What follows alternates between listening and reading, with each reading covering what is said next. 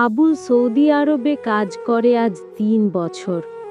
রোদে বালিতে খেটে খেটে টাকা পাঠায় ঘরে। সন্তান, সংসার আর তার বউ রুকাইয়ার জন্য। রুকাইয়া প্রথম দিকে প্রতিদিন ভিডিও কলে কথা বলতো। কখনো জিজ্ঞেস করত, খাইছো? গরমে কষ্ট লাগতিছে? আবুলের মন ভরে যেত। কিন্তু গত ৬ মাসে ধীরে ধীরে রুকাইয়ার আচরণ বদলে গেল। ফোন ধরত দেরিতে, মেসেজ দেখতেও সময় লাগত। সবচেয়ে বেশি চোখে পড়ল ক্যামেরা কখনোই খুলত না। আবুলের অন্তর কেমন যেন সন্দেহে ভরে উঠল, কিন্তু আবার নিজেকে সান্ত্বনা দিত।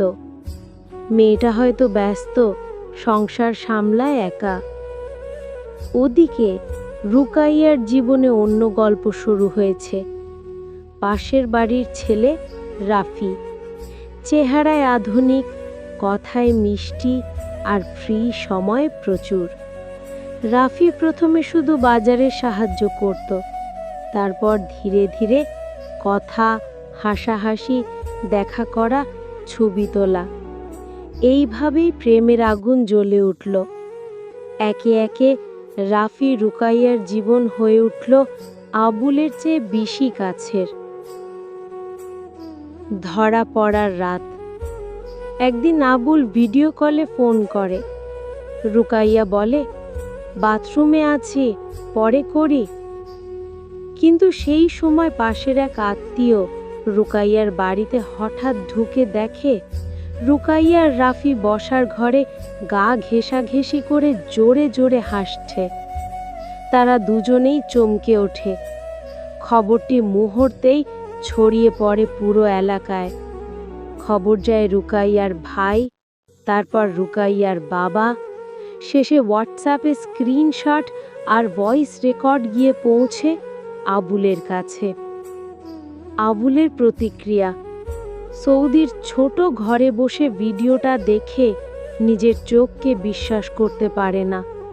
হাত থেকে মোবাইল পড়ে যায়।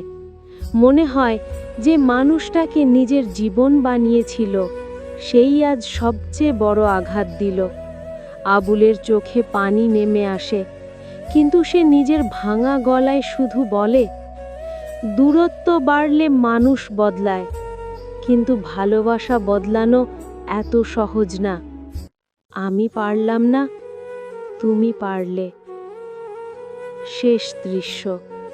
রুকাইয়া পরে কান্নাকাটি করেও সম্পর্ক ফেরাতে পারেনি, কারণ আবুল বুঝে গেছে যে বিশ্বাস একবার ভেঙে যায় তা আর জোড়া লাগে না।